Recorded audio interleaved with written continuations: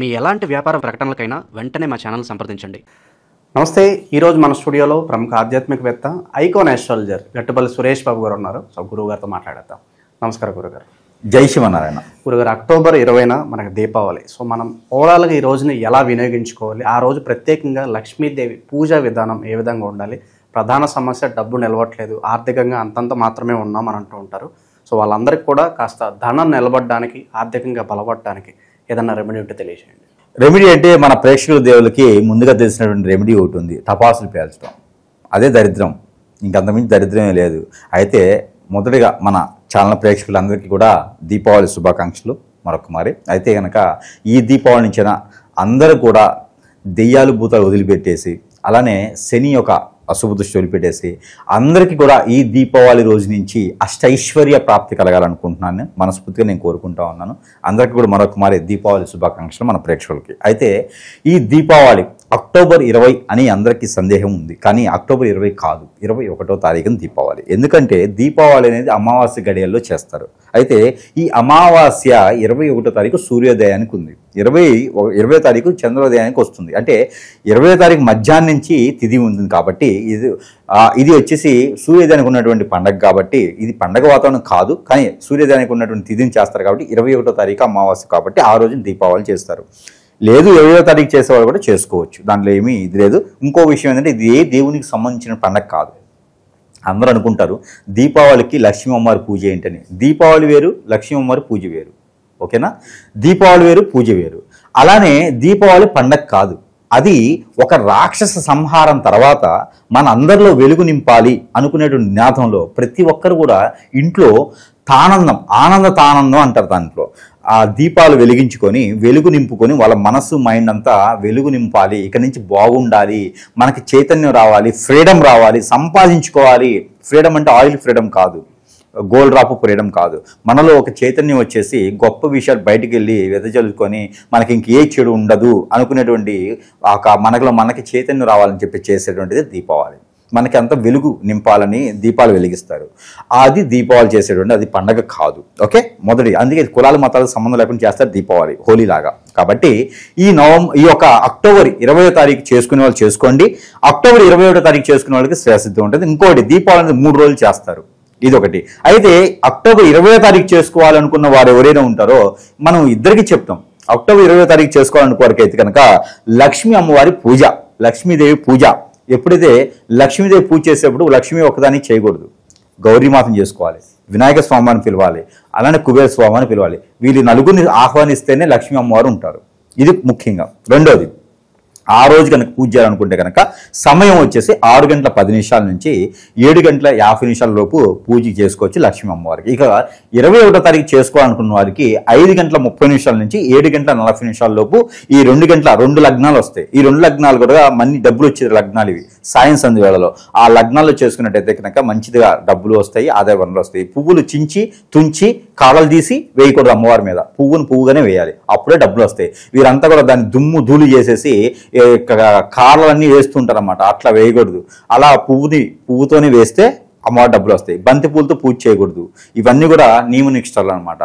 అలా చేయకుండా ఉంటే డబ్బులు వస్తాయి. అలానే పూజ మందులను పెట్టుకొని పాల తాలికలు, కుడుములు, ఉండ్రాళ్ళు, అరిసెలు ఇవన్నీ కూడా అమ్మవారికి ఇష్టం. మొలకెత్తిన గింజలు ఇవన్నీ కూడా అమ్మవారికి ఇష్టం.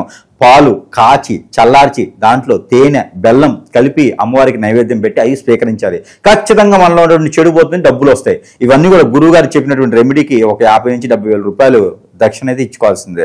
అయితే ఈ డబ్బులు రావడానికి, అమ్మవారు పూజించుకోవడానికి ఇవైతే చేసుకోవచ్చు. సాలగ్రామంలో పెట్టుకొని అమ్మవారి పూజా మందిరంలో చేసుకోవచ్చు, సాలగ్రామం మీద కూడా చేసుకోవచ్చు. అలానే విష్ణు శంఖం ఉంటుంది, గౌరీ శంఖం ఉంటుంది, శంఖం మీద కూడా చేసుకోవచ్చు. వీటితో పాటు గుమ్మడికాయ కూడా ఇంటికి కట్టుకోవచ్చు, బూదుడు గుమ్మడికాయ, మంచి గుమ్మడికాయ ఇంటికి దిష్టి తీసుకొని పాల్గొట్టుకోవచ్చు. వీటితో పాటు ఎవరికైనా నరదిష్టి నరకోశం ఉంది, శత్రుభయాలు ఉన్నాయంటే వారే దిష్టి తీసేసుకున్న గుమ్మడికాయని బయట పగలగొట్టేసుకోవచ్చు. ఇవన్నీ ఈ దీపావళి రోజు చేసుకోవాల్సిన పద్ధతి. కాకపోతే ఇది 27 చేస్తారా 20వ తారీఖు చేస్తారంటే మీ ఇష్టం. 2 రోజులు ఎప్పుడేం చేసుకోవచ్చు, 2 తిథులు 2 డేట్లు చెప్పాను నేను. ఇక మీరు ఏ రోజైనా చేసుకోండి, దీని గురించి మళ్ళీ డెబిట్కి వచ్చి డిస్కషన్ అవసరం లేదు. అదే వాడు ఏది సందేశం లేదు, దీపావళి 3 రోజులు చేస్తున్నారు కాబట్టి చేసుకోవచ్చు. ఇంకపోతే డబ్బులు ఉండేవాడికి ప్రతిరోజు పండగే ఒకటి. ఇకపోతే టపాసులు వాడికి దూలం అంటే దాన్ని అదే అంటారు. ఇక వాడికి పక్కనోడు పేల్చాడు, పైనోడు పేల్చాడు, పక్కన ఎదుడు పేల్చాడు, కిందోడు పేల్చాడు, మేదోడు పేల్చాడు అని వీడి కూడా కింద పెట్టేసుకుంటాడు దీపారాధనకి. ఎప్పుడైనా సరే దీపావళి అనేది దీపారాధన చేసుకోవాలి. మనలో ఉన్న కోరిక తీరాలంటే ఏదైనా చెరువులోనో కాలువలోనో దీపారాధన వదిలేయాలి కోరిక చెప్పుకొని. మనలోని చెడు క్రియలు పోవాలంటే దీపారాధన ఇంట్లో వెలిగించుకోవాలి. ఒక్కొక్క దీపారాధనకి ఒక్కొక్క ప్రాసిద్ధి ఉంది. మట్టి దీపారాధనకి ఒకటి ఉంది, పిండి దీపారాధనకి ఒకటి ఉంది, ఉప్పు దీపారాధనకి ఒకటి ఉంది. ఇలా ప్రాసిద్ధి చాలా ఉంది. ఇలాంటి దీపారాధన చేసుకోవాలి. ఇంట్లో శుద్ధి చేసుకోవాలి. నిమ్మకాయలు కోసి గడపలో పెట్టుకుని ఒక దాని మీద పసుపు, ఒక దాని మీద కుంకుమ వేసుకోవాలి. ముగ్గు వేసుకోవాలి. ముగ్గులు 5 రకాల కలర్స్ వేసుకోవాలి. ఇలాగా చేసుకొని ఇంట్లోకి అమ్మవారిని ఆహ్వానించుకోవాలి. ఈ రకంగా చేసేది దీపావళి తప్పితే లేస్తే ఆ అడ్డమైనటువంటి సూర్యకారం ఉన్నటువంటి దీపాలు కాల్చుకోవడం, తపాసులు పేల్చుకోవడం, అవ్వయసువాలు పేల్చుకోవడం, 100 కాదు 1000 వాళ్ళ 15,000 వాళ్ళ పేల్చుకొని వీడికి హార్ట్ అటాక్ వస్తుంది. ఈ రోజులు ఇమ్యూనిటీస్ కూడా ఎవరికి లేవు. పిల్లలకి దగ్గర ఈ తపాసు పేల్చడం, ఆ పొగ పీలిస్తే లంగ్స్ ప్రాబ్లం వస్తుంది. ఇమ్యూనిటీస్ ఎవరికి లేవబ్బా, దయచేసి ఎవరు కూడా బాంబులు పేల్చకండి, టపాసులు పేల్చకండి. పవిత్రంగా చేయండి ఏ పండుగైనా సరే. ఇక పెద్దవాళ్ళకు కూడా హార్ట్ అటాక్లు వస్తూ ఉంటాయి. ఈ బాంబులు పేల్చడం వల్ల ఆ సౌండ్లకి నాశనమైపోతారు. డబ్బు కూడా మనం డబ్బులు ఇచ్చి మరీ కాల్చుకుంటున్నాం. కాబట్టి అలాంటి చేయకూడదు. ఇంట్లో పవిత్రంగా దీపారాధన చేసుకోవాలి. మనలో వెలుగు నింపాలి. అమ్మవారు రావాలి అనుకునే వారికి వాళ్ళ గోల్స్, వాళ్ళ కోరికలు తీరాలనుకున్న ప్రతి ఒక్కరికి కూడా చెప్తా ఉన్నాను, ఇంట్లో దీపారాధన చేసుకోండి పవిత్రంగాను. అంతేగాని టపాసుల జోలికి వెళ్ళకండి, కాల్చకండి. అవి శనితో సమానం, అవి ఒక రాక్షసుతో సమానం. అవన్నీ కూడా వేరే పాకిస్తాన్ దేశస్తులు. అవన్నీను మనం పేల్చకూడదు. అవి పేలిస్తే భారతీయుల కింద లెక్క కాదు. భారతీయ సనాతన ధర్మంలో ఒకరు కాదు మనం. కాబట్టి అలాంటి చేయకండి. ఇది ముఖ్యంగా అందరికి కూడా హెచ్చరిక కాదు, గమనిక మాత్రమే. కాబట్టి అలా చేసుకోవాలి. ముఖ్యంగా ఇవన్నీ పక్కన పెడితే అసలు దీపావళి యొక్క ప్రత్యేక చెప్తా. దీపావళి ప్రత్యేక 2 నిమిషాలు చెప్పాలి అంటే అసలు ఏ అమ్మవారికి పూజ చేయకండి, అవసరం లేదు. అసలు ఎవరికి ఏం చేయకండి, లేవండి, తపాసులు తెచ్చుకోండి, పేల్చుకోండి, చచ్చిపోండి. కాకపోతే ఒకటి, మనకి మంచి జరగాలి అనుకుంటే దీపావళికి ముఖ్యంగా మార్వాడి సైతం కూడా చెప్తారు. వాళ్ళు మేము చేసేది అమ్మవారి పూజ అని కాదు, లోపల వేరే చేస్తారు. అదేమిటంటే ఈ సీక్రెట్కి గురువు గారికి అయితే ఒక 75,000 రూపాయలు రెమెడీ దక్షిణ ఇచ్చుకోవచ్చు. ఏమిటంటే ఇంట్లో సోదరి భావాలు ఉంటారు, చెల్లెలు, అక్క, ఇలా సోదరి భావంతో ఉన్న వాళ్ళు ఉంటారు. పెళ్ళయ్యి మెట్టినిటికి పంపిస్తాం. వారిని పిలుచుకొని ఇంట్లో పూజ, యజ్ఞ, యాగ, హోమ, నోము ఏదైనా సరే, వ్రతం, కళ్యాణం ఏదైనా సరే ఇంట్లో నోచుకొని, ఏ అమ్మవారి ఏ స్వామివారికి అయినా సరే ఇష్టదైవాన్ని చాలు నోచుకొని ప్రాంతీయ ఆచార ప్రకారం చేసుకొని వారిని ఆహ్వానించి వారి యొక్క కోరిక మేరకు కాదు, మన స్తోమతకు ఉంది ప్రేమపూర్తిగా చెల్లి అక్క ఏది ఇచ్చినా వారు స్వీకరిస్తారు. మనకి బట్టలు కావచ్చు, బంగారం కావచ్చు, ప్రేమ, అనురాగం కూర్చోబెట్టి తిండి పెట్టేసి వారికి కూర్చోబెట్టి భోజనం పెట్టేసి వారికి మన వద్దన ఏదైతే ఇవ్వగలుగుతామో ఆ స్తోమత కొంది వారికి ఇచ్చి వారి పాదాలకి నమస్కారం చేసుకుంటే ఆ ఒక్క దీవెనలు వీరికి కుటుంబంలో కాదండి, వీరికి తరతరాలు కూడా ఎంత చేసినా కూడా, ఎన్ని పాప కార్యాలు చేసినా కూడా ఇలా పటాపంచలేకపోతాయి. ఆదాయ వనరులు వాటికి అవే సృష్టించబడతాయి. వారికి చేసుకుంటే ఇదే పూజ, దీపావళికి ఇదే పూజ, వనభోజనాలు కుటుంబ సమేతంగా అందరిని పిలుచుకొని. ఈ రోజు ఉన్నటువంటి వనభోజనాలు అంటే రేవు పట్టులు చేస్తున్నారు.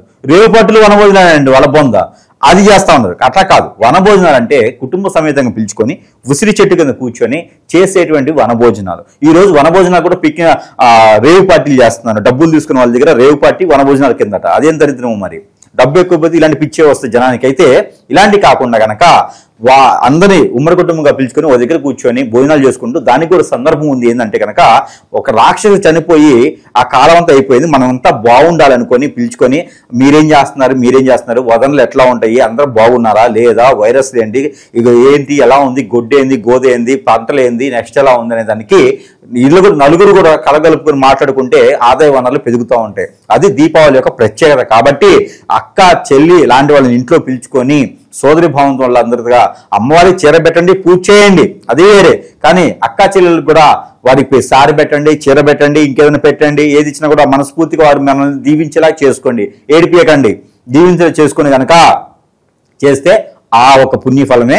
లక్ష్మి అంటే లక్ష్మీదేవి పూజ చేస్తే రాదు, అక్కా చెల్లెలకి చేసేటువంటి విధానం చేస్తే అప్పుడు లక్ష్మీ అమ్మవారు నీ ఇంట్లో ఉంటారు.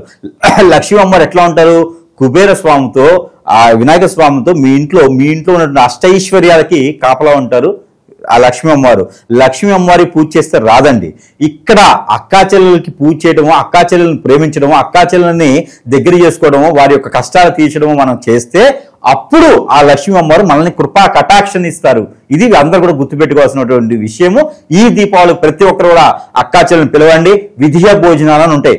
ఆ పండగ వెళ్ళిన తర్వాత అమావాస్య తర్వాత వచ్చేటువంటి విధియ రోజున విధియ భోజనాలను ఏర్పడతాయి. ఆ విజయ భోజనాలు పిలిచి వారికి శారీ పెట్టేసి కనుక వారి దీవెని తీసుకున్నట్టయితే ఖచ్చితంగా చెప్తున్నా, రాసి పెట్టుకోండి, అష్టైశ్వర్య ప్రాప్తి కలుగుతుంది. అదే అమ్మవారి పూజ. కానీ టపాసులు పేల్చుకొని వీరి బొందలు కట్టుకుంటే కనుక ఏం అవ్వదు. అలాంటి చేయకండి.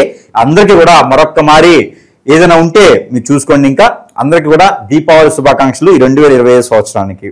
సో ఓవరాల్గా అన్ని విధాలా కలిసి రావాలంటే ఈ దీపావళి రోజు మనం ఎలాంటి పనులు చేయాలో అద్భుతంగా వివరించారు. సో మీకు కూడా దీపావళి శుభాకాంక్షలు గురుగారు. ధన్యవాదాలు.